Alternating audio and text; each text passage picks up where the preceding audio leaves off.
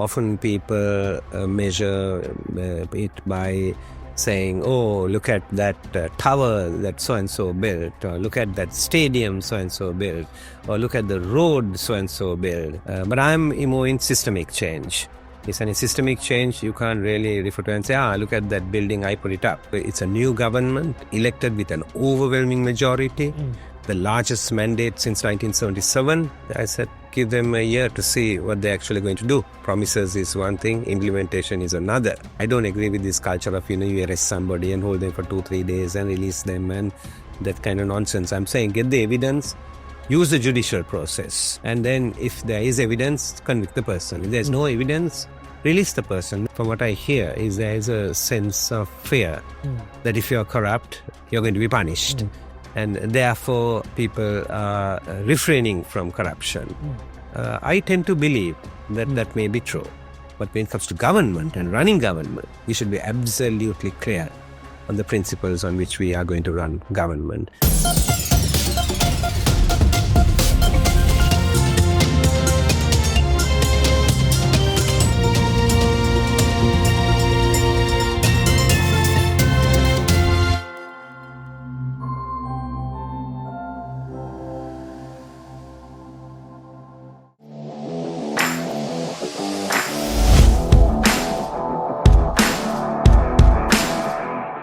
Hello, welcome to another edition of Insight. I am Shiharaniz. Today we have a lucrative banker who dumped his career for politics. He was there in the parliament for almost 10 years and then he has been working in the opposition for some policies. We welcome you, Mr. Eran Wickramaratne, for Insight today. How are you? Thank you. Thank you for inviting me. I am doing as well as I could. Okay, let me start with your banking career. At one point, you were a successful CEO of a private bank in Sri Lanka, and you were driving to the corporate success of that bank. Then you suddenly came to politics, resigning from there and came to politics. Today, after 15 years after resigning from that bank, are you regretting for that decision? No, I have no regrets. And the reason I have no regrets is a principle that my mother instilled in us. She always said, do the right thing. Don't measure by the outcome. Now, in the private sector, we measure by the outcome. In school, we measure by the outcome. We think if somebody has got a high set score, then somebody else, the person who's got the high set score is brighter. That's kind of our system. It's not necessarily true. It's just that different children are differently able and differently capable, different gifts different children have. But the thing is, the failure is not the children. The failure is the education system. We have only one measure. So then we go to the corporate sector. So we have also measure. We measure will be, the company, it will be profits, shareholder, what's the value, the return they get, and then if have I achieved my goals as a management person? Do I get a promotion? Do I get a bonus? So those are the kind of the measures that we have. Then you come into politics, right? And if you come into politics, right, why are you actually coming there? You say. Montesquieu Garualia said this to me, it's stuck in my head and I'll repeat it again. He said, those who make a contribution in politics are those who have opportunity cost. In other words, they give up something and they come. He said there's another set in politics in Asia, it's not different in Sri Lanka only. He said they have nothing else to do. So they come into politics, right? Basically, there's no opportunity cost. So this is an opportunity. And a lot of them will misuse power and authority to make actually gains for themselves, private gains over public gains. So he said, you need to have people who have an opportunity cost to come. So I'm going back to that. We need more people in actually politics. We need different kinds of profiles in politics, right?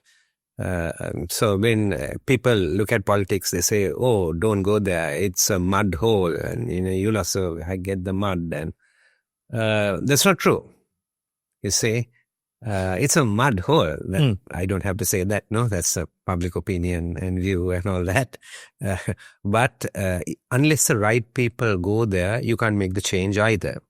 And then I would make just one additional comment there. That is, some people from outside. So those who have an opportunity cost and those who are not related, because Asian politics and South Asian politics, Sri Lankan politics is very family basically related. So the outsider, right, to go in is a fair exception. And then the outsider going in, some can continue their profession. So if you are a doctor or a lawyer or a businessman, you can continue your profession after you go there. But if you come from the corporate sector, you can't. Because normally you will have to resign and you will have to go there. So the opportunity cost is very high for those people. I'm not talking about myself. I am, way past that now. I've thought through all those, for 2 decades, I say. But I am really for the systems change. We need to attract those people. We need people with corporate sector backgrounds also there. Because, lots of discussion in Sri Lanka is on policy, not on implementation. That's where we fail. And therefore, you need those people with experience to be brought in there. They can be invited to come for 5 years. They come in and then whichever government gives them a role, to play as a minister or a deputy minister or something. And 5 years later, they can go back to their jobs. If they decide to stay on, that's fine. Then they become a career politician from that point onwards, which is also welcome. Barzan, you have spent almost more than 15 years in politics now. Yeah. What have you achieved? That's a good question. Again, it's up to measures. Often people measure it by saying, "Oh, look at that tower that so-and-so built, or look at that stadium so-and-so built, or look at the road so-and-so built." And they're often referring to physical evidence of things that have been done, you see. And that's a measure that people do. But I'm more in systemic change. It's any systemic change, you can't really refer to and say, look at that building, I put it up. I mean, there are some that I can claim that I have done, particularly, in the electorate. You see, I walked one day, we had one big national school, right, in Morotua, and I was walking around and I just noticed that there were some iron pieces close to the plastic sheet. So I asked the principal, "What's this?" He said, "Years and years ago, we tried to build a swimming pool. We didn't have money." And then he said, I said, "What? You don't have? This is only national school here?" I said, "All the national schools in Colombo have so many facilities." So I called the education minister, Akhila Biraj, and I told him, and I said, "We have to basically get this done. This is a national school. I have 2 schools, a boys' school and a girls' school. You see, and we need to build it." I walked into the market one day, right, in Katubed, and my experience as being CEO of the bank is there are different techniques in management. One technique is management by walking. So I thought when I come into the public life, I should do that as well. So I walked in and I just said, I need to go to the toilet. I really didn't need to go to the toilet. And the reason I said that is I can measure a place or a building or an office if I walk into the toilet. And I did that in the bank continuously, and there are lots of jokes in the bank about it. So I went and they took me. I couldn't even get close to the toilet. Then I thought, who comes to the market? Largely, it's your mother, it's your wife, it's your sister who largely comes there. Women only come there. And can you imagine not having a toilet facility friendly to women? Right? That's not possible. That's what service is. People only focus on the boutique that we are going to hire to somebody to sell something, but not on the customer. So I looked at the whole thing. I took a decision. This whole marketplace needs to be brought down. New buildings need to be put up. Today, new buildings are there in those marketplaces. So I can go. Hundreds of roads, have been done. So that's called physical infrastructure. And then there were big plans, governments changed, and we couldn't proceed with the huge big plans that we had, in doing physical infrastructure. And then, of course, in the Ministry of Finance, I was involved heavily with the former minister, Mangala Samaravira, and we laid out a lot of things throughout the country, including physical things, like, walking paths, 24 of these throughout the country. Was set up. And so I was basically running. But I don't measure success like that. I look at systemic change. So if I were to say, like, some things which, because systemic change affects everybody. Physical infrastructure, only the people in that geography normally. But it helps everybody. But do you see that physical change now? Or the system change? Yes and no, right? For example, right, we import oil into the country, and always we import it, and then we fix the price arbitrarily. So one day I talked and I said, with the minister, we should, make it transparent how this goes. Because if oil prices go up internationally, the local consumer must pay. If it goes down, oil prices in the country should go down. If you are taxing it, that's fine. Tell them we are taxing it. You're taxing it for social justice reasons, right? And that's fair. So let's put an oil price formula. When we did it, everybody laughed. I still remember that. And then I remember being criticized by a member of the opposition when I got up to say that, now this guy is a kind of theoretician. He's coming up with a formula and all. That gentleman, whose name I will not mention,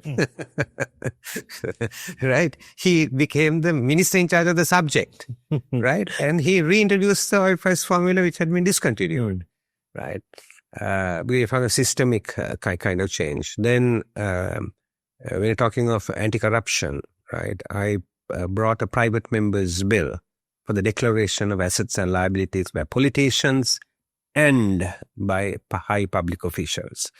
Before I did that, about 5 of us MPs got together. We decided to make our assets and liabilities public, and we made a declaration long time ago, must be nearly a decade ago, right? We made that declaration public. And then later I brought in this private member's bill.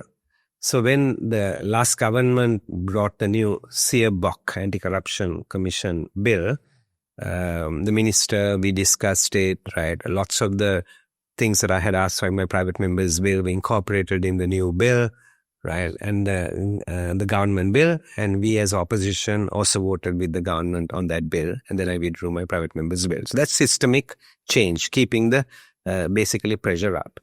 Then one day I was thinking about education, right? And, this country is a small country. What are our unique selling propositions? One is our geography, right? Because we are in a major ship route, east-west, right? Geography. And so logistics, and then opening into the largest subcontinent population-wise, market-wise in the world. So this is our natural God-given advantage. What is the other thing we have is a population. 22 million is like, 1 or 2 cities in India and China. It's very, very small. Okay. So this is our big asset. So what should we do with this asset? We should really look at this asset and develop the asset. The time that we sent our mothers and sisters, right, to countries to work as domestics, we must pull it to a halt, bring it to a halt. I don't like to use the word slavery, but I don't want anything close to it either. You see? Eran, despite doing everything, you are out of the parliament for the last 5 years, right? 2020, you were promised a seat in the Nationalist, but you were not. The party could not win sufficient seats, and this time you lost, like in 2024. Why do you think the people rejected you? Yeah, I'm going to finish what I was saying earlier. And so I looked at the students studying in the A-levels, right? 200,000, 170,000 qualified to go to university. Only 45,000 are taken to the Sri Lankan universities. And then some political parties, talk to these students and put them on the streets and extend their degrees from 3 years to 5 years. This is Sri Lanka's history. I'm glad that some of those people who did that are in office today, so they can think anew. We should get the students out really fast And the reason is we are not depriving a political party by it. We are depriving other students from coming into university faster and getting educated. But I thought about the 130 who get the Z scores, qualify to go to universities, but don't go to university because there are no opportunities. 130,000. 130,000. Yes, thank you. 130,000 share. So that's very, very important. And I said something needs to be done. To me, right, equality matters. Every person born here is equal. Caste, race, religion, class don't really matter. We need to build a new Sri Lanka where everybody is equal. And every student must have an opportunity. So for me, free education is not about giving a few people a grant. For me, free education is giving everybody access to education. Access must be given, right? And therefore, I talked with the minister and I said, we should, why don't we give a loan scheme to all these other students, the 130,000 who are left out. Let them go and get an education. It can be vocational training or it can be university. And there are, at that time, UGC approved or Ministry of Education approved universities in the country. We gave them interest-free loan. So we gave them interest-free loan. And we said, certainly 12 years after you have actually started to work. In the first year, we had 200-300. And I was told today that there are a few thousands. But we should get it up to 100,000. So when I told the minister, I said, I'd go and talk with the education minister and try to put this scheme in and all. He said, Eran, he's a very experienced politician. I'm coming from the corporate sector. I'm a bit new in the game. And he said to me, talk with the education minister and to get this, they'll appoint a committee or a commission in Iran and it will never happen. We discussed it further. We said, put it in the budget speech. We're going to give it anyway. Right? We put it in the budget speech. You got parliament to approve it. We started the scheme. Because the reason I said that is today lots of students are benefiting from that. Lots of people still don't know about it. Right? So because you asked me about, systems change, right? And this is something I have done, I have not really spoken about, right? So this is what I mean by systems change. Moving on to the next question, why people rejected you? Yes. So moving on to that, I must say that I don't believe that people have rejected me. It was a year before the election or so, a decision was taken that there should be one person in our party who looks at policy, right? So I was appointed to basically look at policy. So it's not just economics, right? So I have my colleagues, Harsha and Kabir and all, and we look at economics, right, together. But there are other policies as well. So in these policies, there were 24 groups which were appointed, all academics and professionals. They did a tremendous amount of work, right? And I really want to give them the credit. I was only a coordinator, right? But when there were differences, policy, everybody doesn't have to agree, and then bring people together, talking it out, and then finalizing the policy documents, and policy. Now, if you are doing that, then you have to get really involved in lots of work, lots of reading, writing, discussions and all that. In addition to that, I had to attend all the committee meetings in Parliament. So whether it's bills are brought, regulations are brought, discussions are happening and so forth. So mantri.lk, the website, has looked at the last Parliament and they have rated all the MPs 1 to 225. MP participating most in committees in the last Parliament, number 1, Eran Wickramaratne. And the reason is because of the decision. When I'm assigned something, I just focus on that, which means that I can't basically, go to every funeral house in the night. And if I'm campaigning, instead of going into all the parliamentary committees and subcommittees, I would have gone for every funeral house and every wedding, and because I have to get their votes. So the decision here was, you do this and you come on the national list. So I decided, okay, that's what they feel about it. That's what I came to serve the country. I'll do that. And I did that. And I was on the national list. I was not even going to contest, right? And then suddenly the day before nominations were handed in, the request was made, Eran, please, maybe they had opinion polls or whatever, and they felt that my name should be put in there, and they put my name in.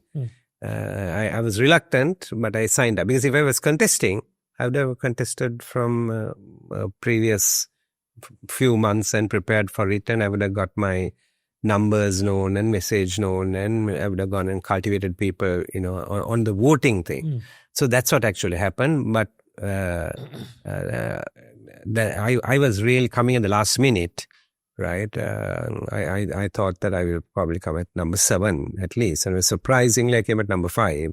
Yeah, even I was surprised because I had only a 2.5-week campaign. I couldn't just do, 6 months preparation or anything like that. So I don't believe that I've been rejected by the people at all. People don't know the circumstances. Thank you, Sheha, for asking the questions. So I get an opportunity to actually explain the circumstances. But what happened to you the last 1 year? Because we haven't seen you in political meetings or political, discussions for the last 1 year.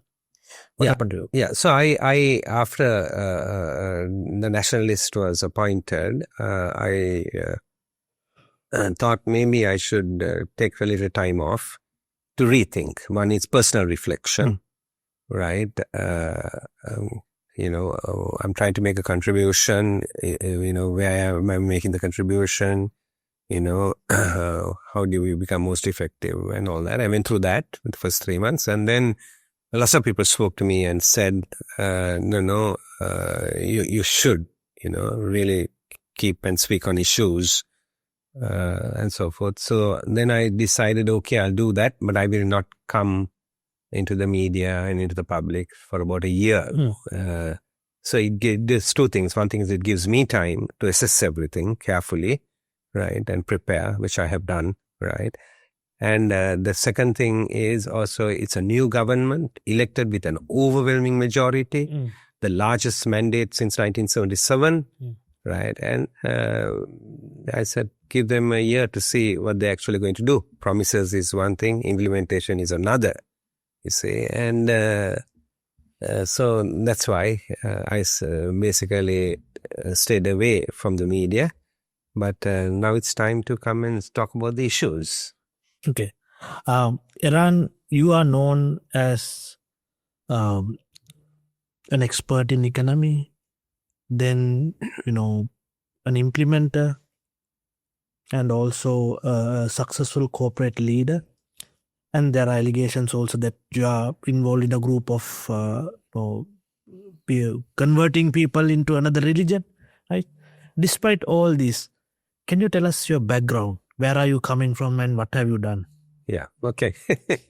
Background meaning from my childhood. Personal, Yeah. Right, okay. My background is basically my father and mother were very committed Christians. And so I was born into that. And so I grew up in that background and lived in rented accommodation. And I went to a large government school, and I went there because I guess we were in close proximity to the school. The rules were like that.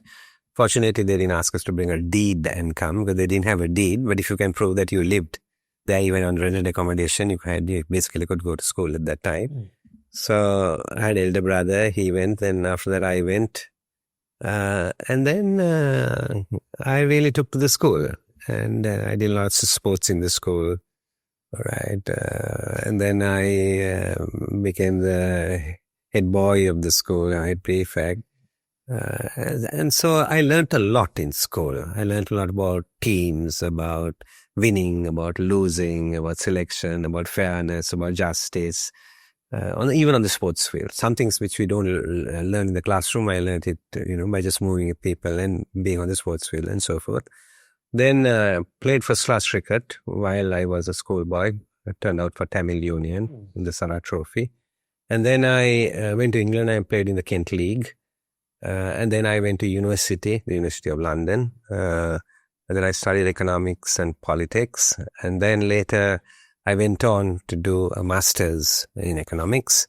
And then later I was just registered for my MPhil. That's to lead into a PhD.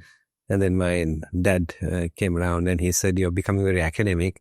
I think you should become practical as well. Why don't you go for a year back home, work for a year in some place, get some practical.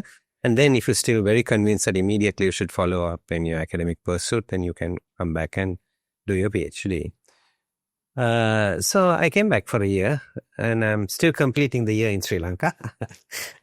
So you never returned to London? Never. I first job was with the international bank, Citibank. And then I worked in the investment bank as well, with my bosses in Bombay, and frequently in Bombay, the only investment banker resident here in Colombo. Then I went into the commercial bank, became the treasurer, corporate bank head, and vice president and all. And then Europe was opening because Eastern Europe was falling, and all these international companies were looking for managers and middle managers to, go into those countries. From the Polands to the Czechoslovakia, to the Bulgaria, to the Hungaries, and so forth and so on. And I decided that I'm not going to go overseas, and I'm going to remain here. But that has also been inculcated as a child. When you were born, you didn't choose your race, you didn't choose your religion. You didn't choose your country of birth. You didn't even choose your family. And one day my mother jokingly told me, you didn't even choose your father. Right? So it was inculcated that your responsibility for your family, right? You have a responsibility for your society and your country and the world. You see, but I would go in that order, you see. So because of that, it was normal to remain here. So I decided I'm going to join a local bank. And finally, cutting a long story short, joined the NDB group and then created a commercial bank, merged it in the stock market, became the group head, and then basically got invited into politics. And it was actually on the third invitation that I went. I was invited to do other things. So I was invited to be the secretary of the party. I was invited to be mayor of Colombo. And then on the third one, only said, at least take a seat in parliament. And I'm thankful when the first invitations came and you're an outsider, young fellow, you get a bit of a swollen head, and then you think you should rush into it. And I had a boss in NDB, I still remember that, Sir Ranjit Fernando. He sat me down for 3 hours in his room and he told me why I shouldn't go into it now. And basically, they knew that I can do more, and then I got the commercial bank going and ended up succeeding him also later after Nihal Valikal, and then I succeeded after that. So that has been the professional journey. And then when taking a seat in parliament, I was very clear in my head, don't go and try to put your corporate measurements, quarterly results, annual results, succeeded, not succeeded. If you're going to look at that, you shouldn't be going there. You should be going there if you think you're going to do what you think is the right thing to do. So the success may not come in the quarters or the years, but the success might be measured years later.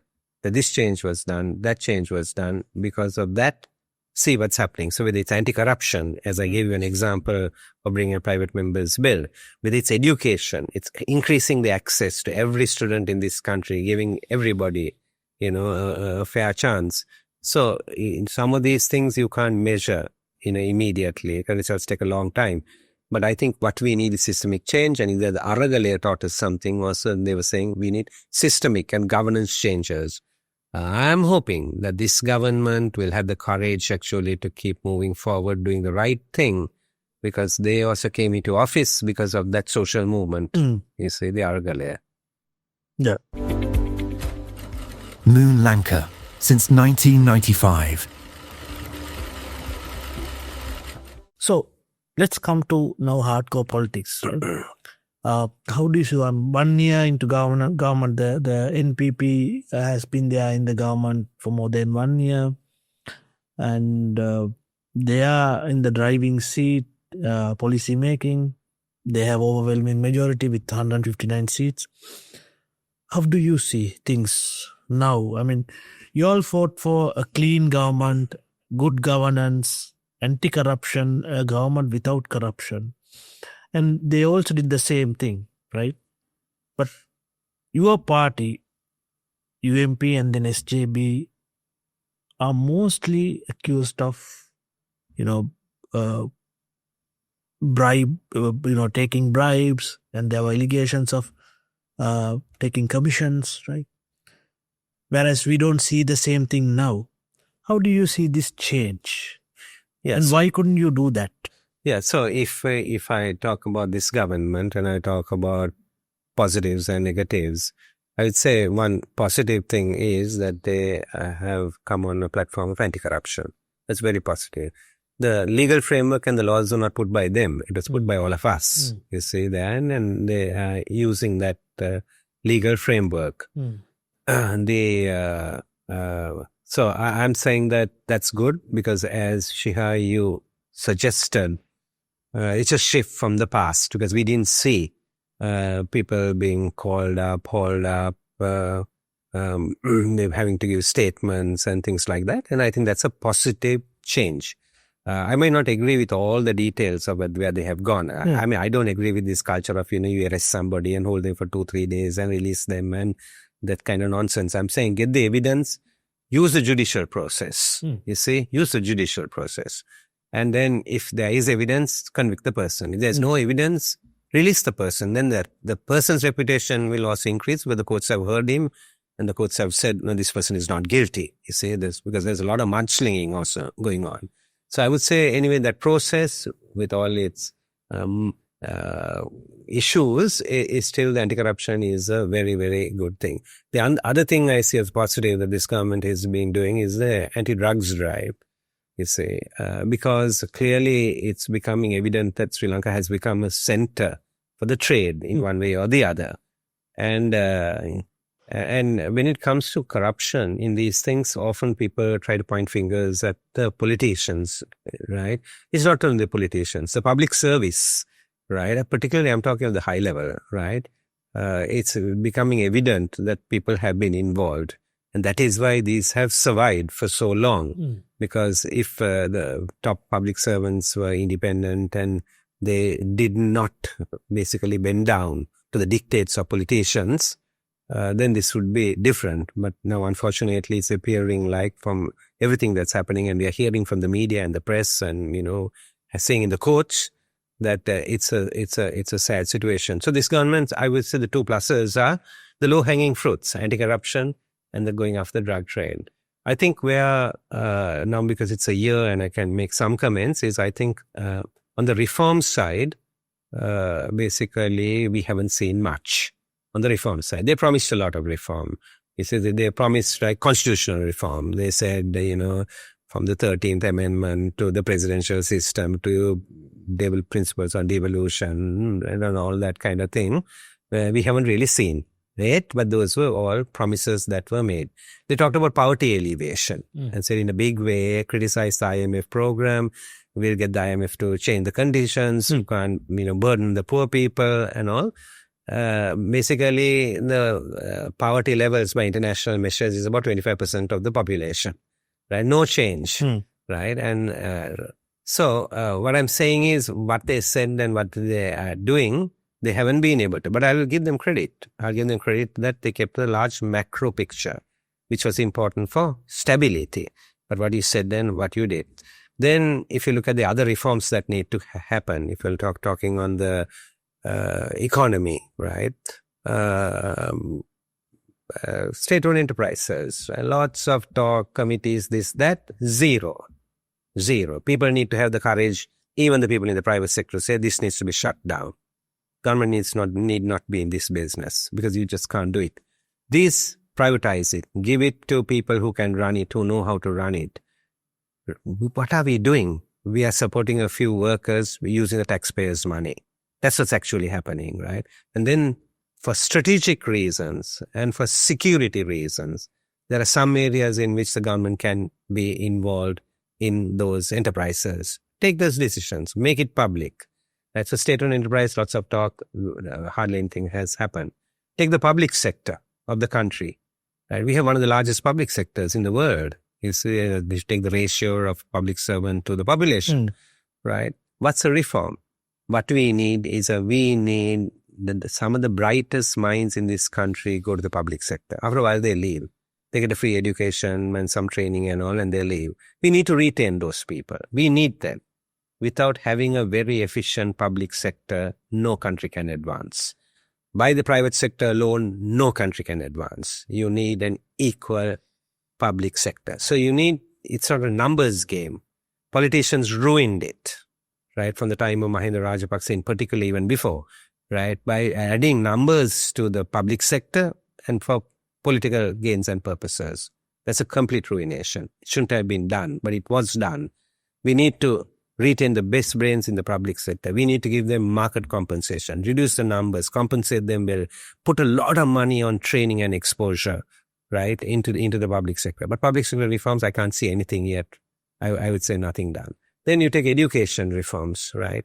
Education reforms, lots of debates, and I don't need to say about it. There's a lot in the media and where it's going and all that. Lots of talk, right? Very little action on education reforms. And I would make this fundamental point, okay, which the government is not talking about. They are talking about curricula and reforms in the curricula and so forth. And they're talking about reforms in the systemic reforms, like it's ongoing assessments rather than end period assessments and all, which are all fine. And I would leave that to the education is international practices are there to make those decisions. But a fundamental thing they are not addressing, which not this government, but governments in the past as well, have often thought that the supply of education should be largely government. I think we have to get out of this mindset. Get out of this mindset. Because a government alone cannot do it, right? And other countries have proved it. But we have been in that mindset. So every time somebody wants to open a private school, we opposed it. Now, anyway, I would say in the last 20 years, that has to some extent, it has changed. Hundreds and hundreds of thousands of students are going into private schools, which is good because it lifts the burden on the government system. So that government can retain more resources to improve the quality of the government schools. I went to a government school, so I am a defender of the government school. But the quality needs to go. There can be a huge gap, you see. So schools. Then if you take higher education, vocational training has been government. Few private sector people have started vocational training, mainly in the textile, garments kind of industries, but not in others. They should all be encouraged to improve the vocational training. Private universities, right? Middle-class Sri Lankans are sending their children overseas when those universities could have been set up in this country, right? Why aren't we doing that? But they are spending 3-4 times more by sending them overseas, right? And I think we have to get out of that. Medical schools, not now. J.R. Jayawardena tried to introduce a medical school. Failure. Then in the last government also they tried. Mahinda Rajapaksa's government tried to bring it. We were in opposition, but we were fully supportive. We were not opposing for the sake of opposing in the opposition. We were saying, yes, go with it, right? And get an additional medical school, right? That also what, and that some of these people, I said, who are in office today, or the people who got on the streets and opposed it and all that. So I think they have to get out of this mindset that only government can be the supplier of education. If you go down that road, Sri Lanka was nearly at the top of the Asian League, only next to Japan on social indicators 75 years ago. Today it's getting more and more to the bottom. We will remain at the bottom unless there is new thinking and people understand how it can be done. So government alone cannot be the supplier of education. So that reform, I can't see much being done in that one. So if I take reforms generally, right, I would say, because you asked me how do I see this government, I told you what the positives were. These are the big negatives that I see. And then I would also say this as an alarm, right? In the next 2 to 3 years, right, there may be another 1 million young people who are looking for employment, maybe within 4 years, let's say, right? And this is the Gen Z generation of young people, right? This is a very important generation. They're unlike our generation. They are more pluralistic, more inclusive, more transparent. They're driven by career, by income, some levels of idealism, right? And that generation. So the economy has to grow to absorb those 1 million people into the economic system. The economy has to grow. Right? So how will the Sri Lankan economy grow? People are getting it confused with Ditwa. I don't think we should get confused with Ditwa. For the economy to grow, you need investment. Right? And Sri Lankan investment is insufficient because our savings levels are low. So we need foreign investment and direct foreign investment. To get the direct foreign investment, right, we have to create the environment and for the direct foreign investment. The investor came to me this week and he was like, I had to get 18 different approvals, he said, to get my business going. I held my head, right? Because I could see after him trying for a few months that they'll just go away. I think earlier it was 40, now it has come down to 18. Yeah. So whichever way, it's a time issue, no? You follow what I'm saying, no? So people are not going to be kind of hanging around and waiting for us. So that environment needs to be, because we have to get it. And then it's a trust issue. Because the investors, before they get into the industry, before they get into the details of their project, they look at the country. First, they decide on the country. Then only they look at the project and the thing. And the trust on the country, where the country risk is high, the trust is low, you see, and that has to really, really improve. So if people understand that, right, when you're making decisions, how do you build trust, right? Then only that situation will improve. Now, during the 2024 election, both presidential, I think mainly the presidential, do you think there was a chance for you all to go for a win-win situation by joining with UNP or Ranil Wickramaratne, then president, and then take over the government, win the parliament, and make the policy change? Do you think you missed that opportunity? I think there are two things here. If we are talking of a presidential election, I don't think that it is as simple as that, because people are voting for change, you see, and it has decided by the floating vote. So we all have our bases. SJB has its base, the largest base in the opposition is held by the SJB. UNP has a smaller kind of base, and then there is SLFP and SLPP and some of the other parties who have their bases. And then the JVP and all had a very, very small base. But then there's a large floating vote. So there's a floating vote, and then there is a vote that moved from the established parties also to the center. That also happened. So ultimately, people are going to win or lose on the floating vote, right? And so I think that floating vote was basically looking for change, you see. So I don't think by just saying that, if we just all get together, it will work out. I don't believe in that. I believe that if we get together and the people see, right, that one is that non-corrupt people are getting together. That will be one, right? Two, experienced people are getting together. Because if they're going to replace this government, you have to look better than this government. So corruption has a big theme in the floating vote. Right, so they have to have clean people, right? Then you'll have to have a lot of new faces. You'll have some seniors, but a lot of new faces. When they look at those faces, they're going to look at, first principle they will look at is, are these people clean? You say clean people. Secondly is, they're going to look at, are these people experienced? Talk is one thing, right? And you can't beat the present government at talk.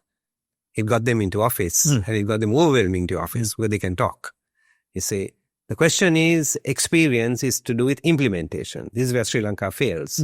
People will talk about policy, they'll have committees, commissions, they'll come and say a lot of things, but implementation is where we fail.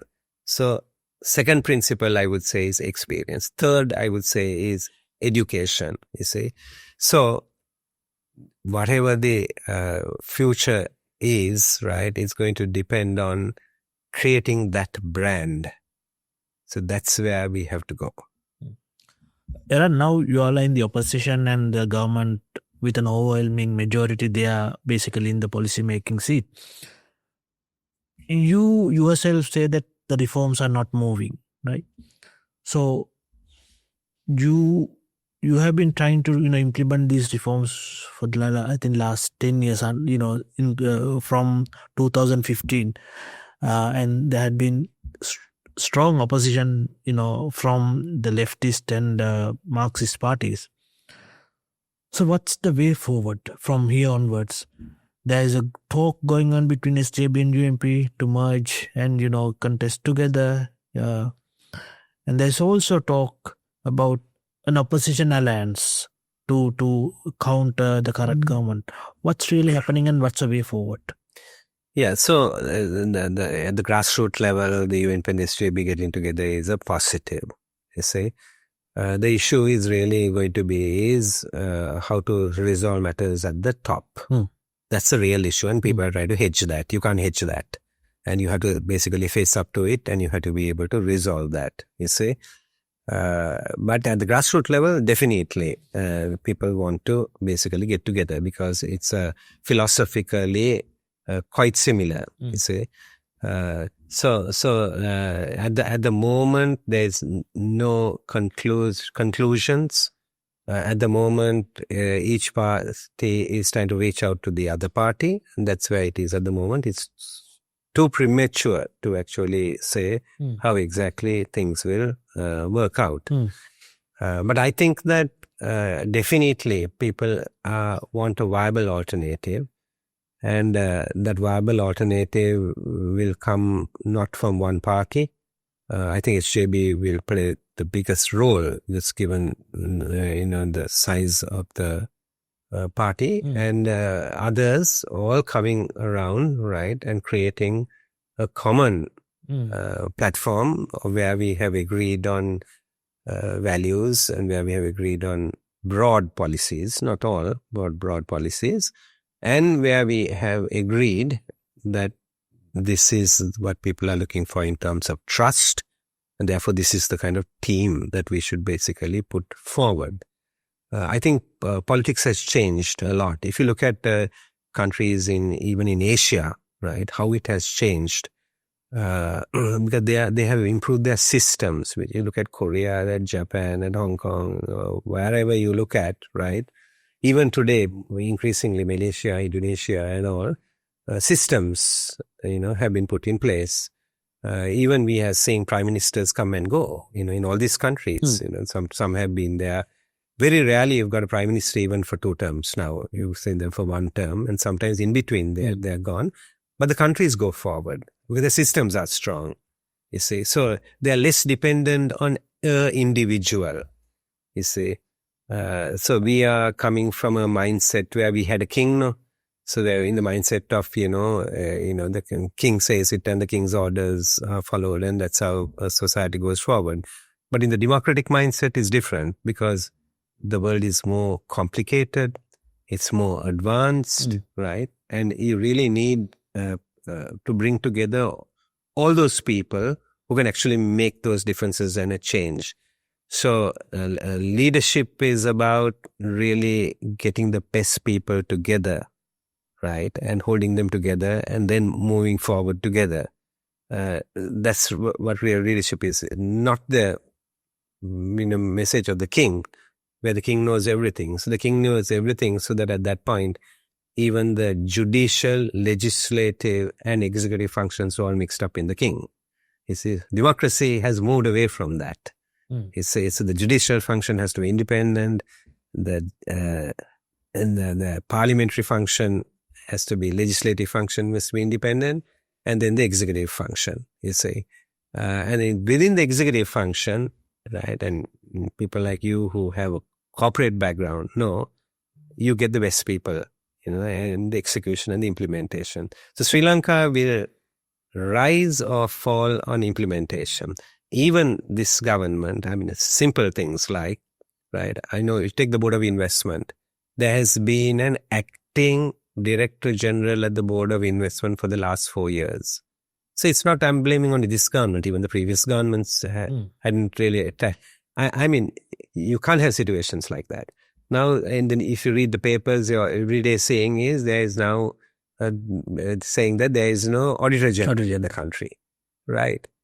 Right. This is again another thing. Then I think it's today's newspapers say the Bar Association has issued a letter saying that judicial appointments, and they were particularly, I think, referring to the high courts and the appeal courts and all, right, should have criteria, and the criteria, seniority should be the main consideration, right? So people don't see that all these, I give you 3 examples, all these are linked.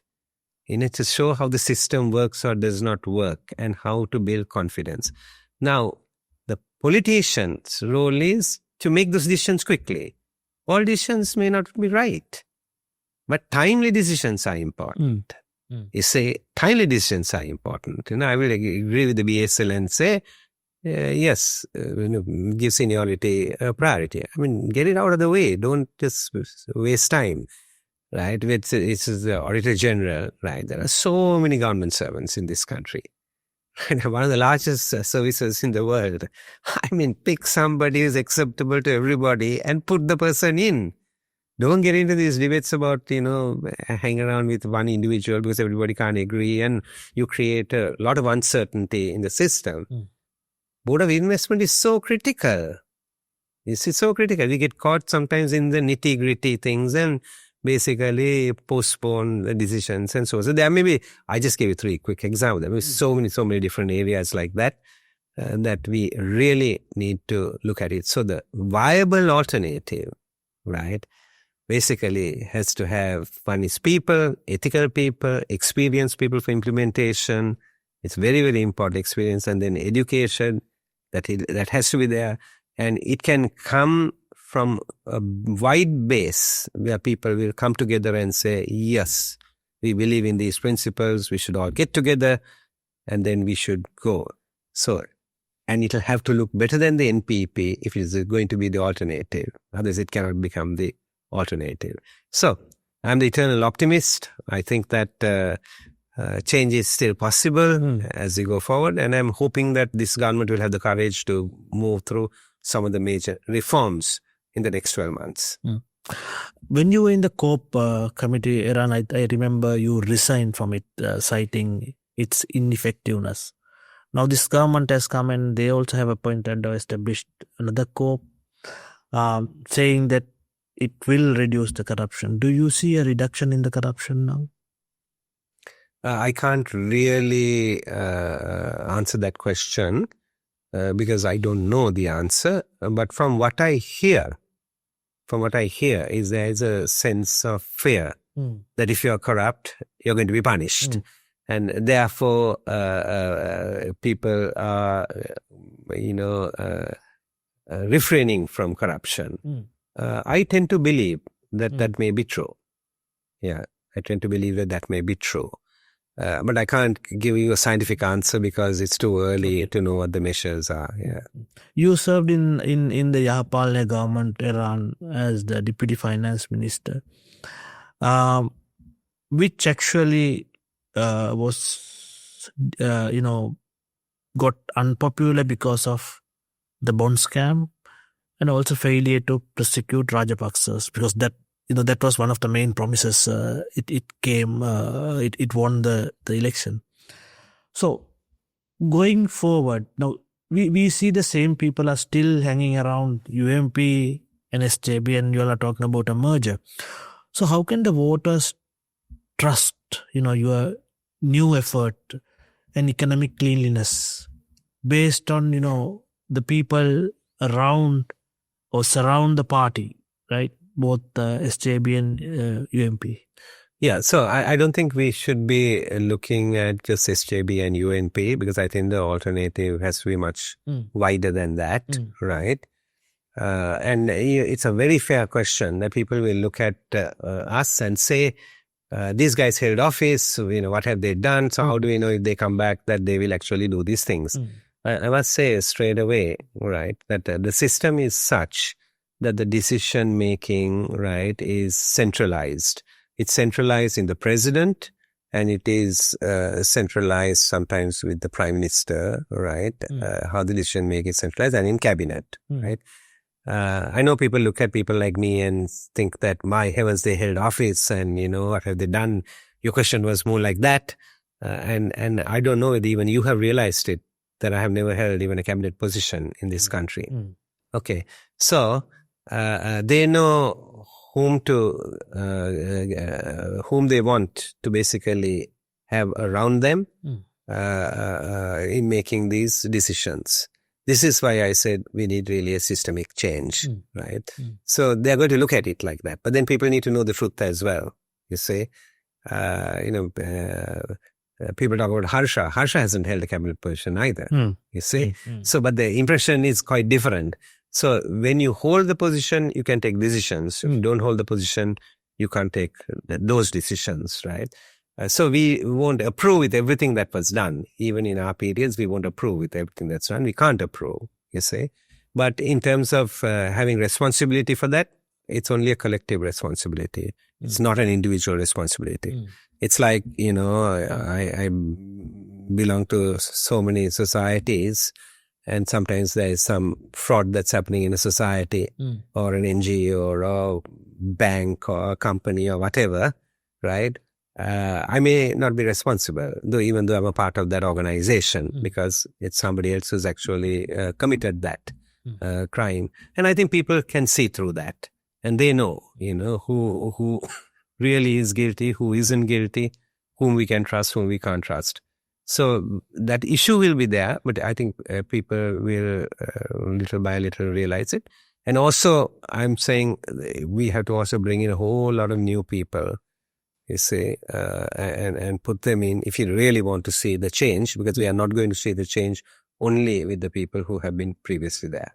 Isn't this the reason why people overwhelmingly voted for NPP? Exactly. That's the reason that people overwhelmingly voted for NPP. So if they fail, right, one reason they will fail is on implementation. And Sri Lanka has generally failed there.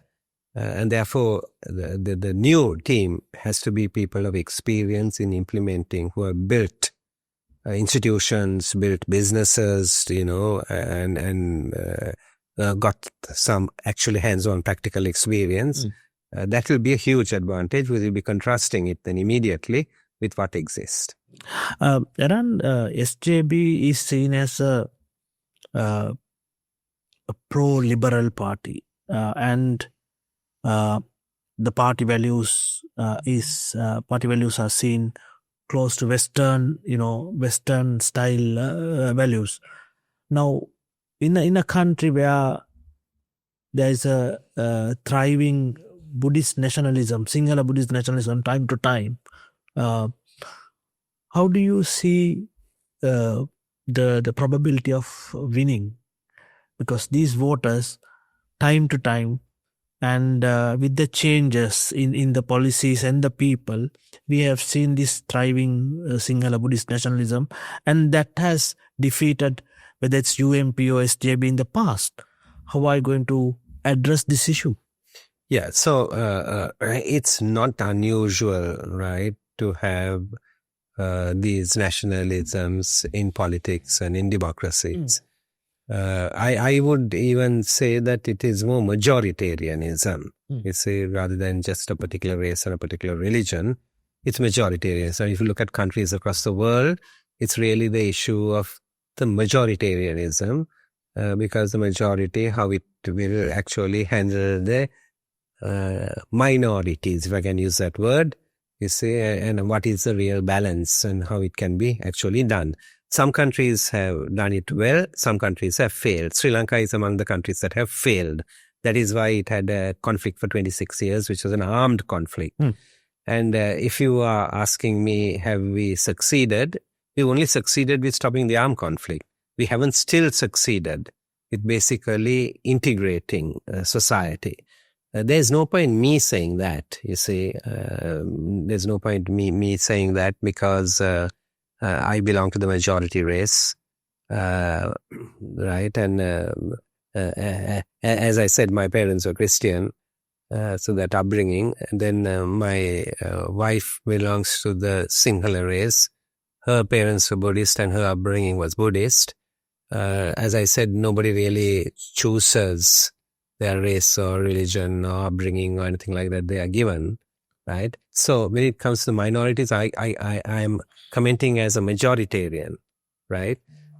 So it's majoritarianism. So different countries have balanced it well. So if you look at the examples in Asia, we see that it's not a major issue. So we can talk about Japan, we can talk about Korea, we can talk about Singapore, we can talk about India also to a large extent, right? So different countries have in different ways responded to it.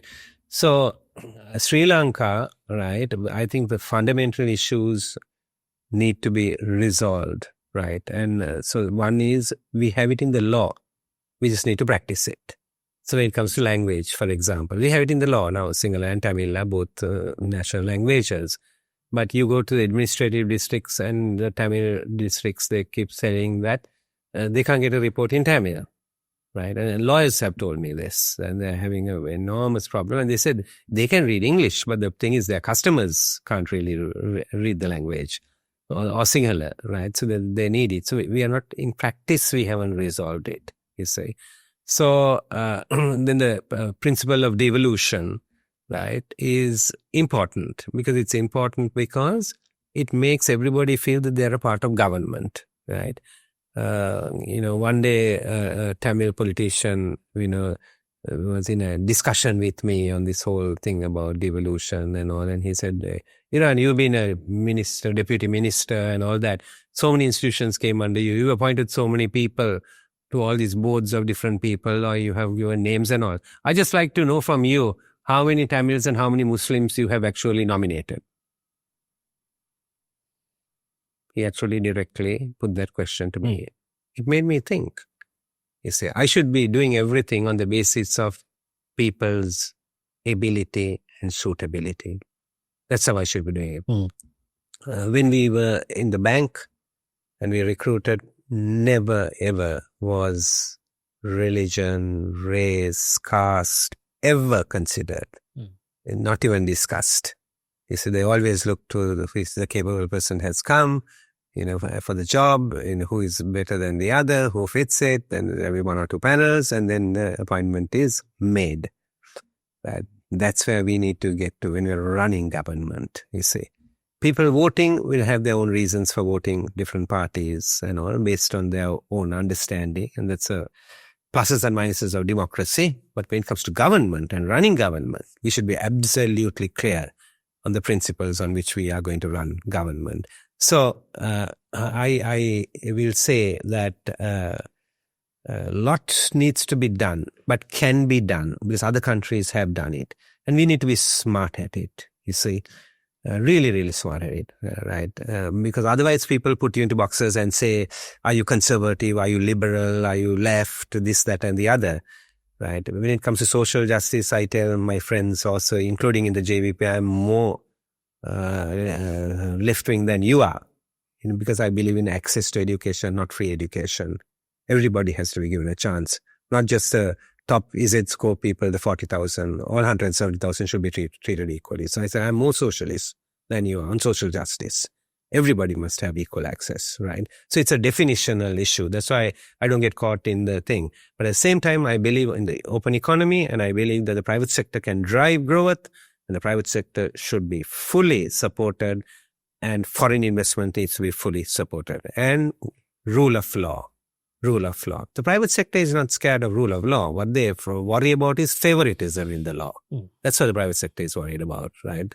That you are helping your friends, rather than having a very transparent, open system when it comes to procurement to anything.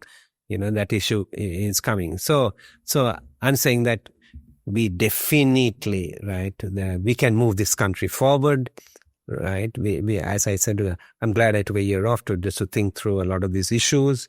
And we need to keep telling people what the issues are, how the systemic issues will be tackled, and who is standing behind on really tackling these systemic issues.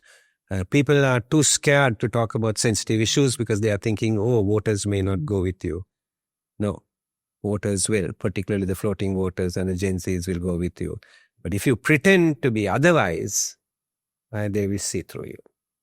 One last question, Eran, because it will be unfair if I don't ask this question because I raised this during the conversation about the allegation that you are being part of a group that tries to convert people from other religions to Christianity. Just want to clarify that. Yeah, that's a very good question that you ask, because often people, look at a person and then try to figure out something that we can actually knock this person with. First thing I would like to say is there is absolute freedom for anybody, right, to have any political or religious or social viewpoint and thought. Any absolute freedom. And that's what we say, right? Our constitution gives Buddhism a foremost place, right? And that can be understood in the context of it being the majority religion of the country, right? In that context, it could be understood.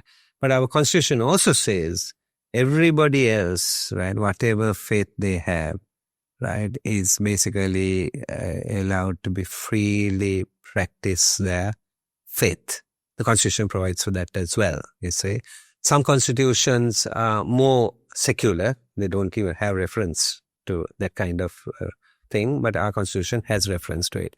And this thing about, people are trying to convert people and all. What does the recent census show? What are people talking about? What does the recent census show? The recent census shows that, right, I think apart from Islam, right, the other religious numbers have actually gone down, the percentages, right? So I think this using percentages, whether it's up or down, and making conversations and saying people are trying to change this or that or the other is one way of trying to hold people back. You see. So, I mean, somebody actually told me, a well-known politician said, as I came into politics, Iran, if you change your religion, Iran, you can go very far. And I'm not joking. I'm serious. And I said, there's one thing, right? I don't want to pretend. Because, I said, I'm not in this, to hold a particular office. I'm in this to do the right thing. I'm in this to see our society move forward.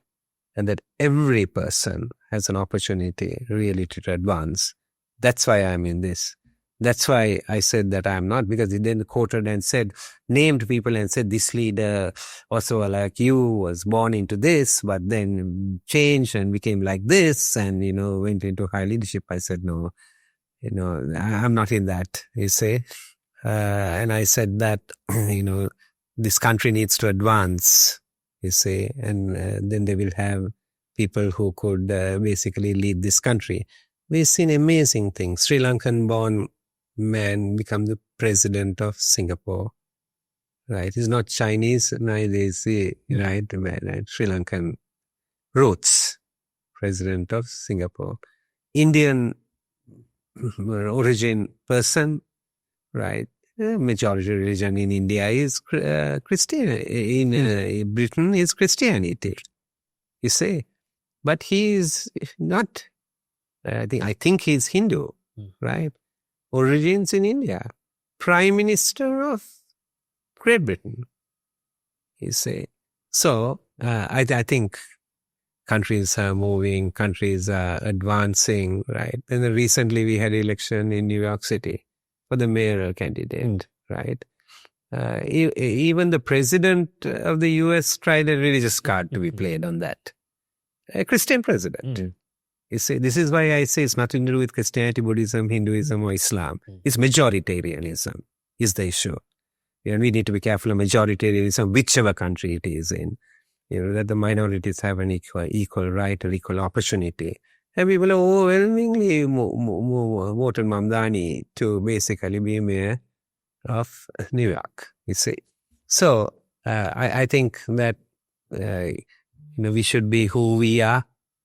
Right, we should basically say what we think is the right thing, and we should also do what is the right thing to do.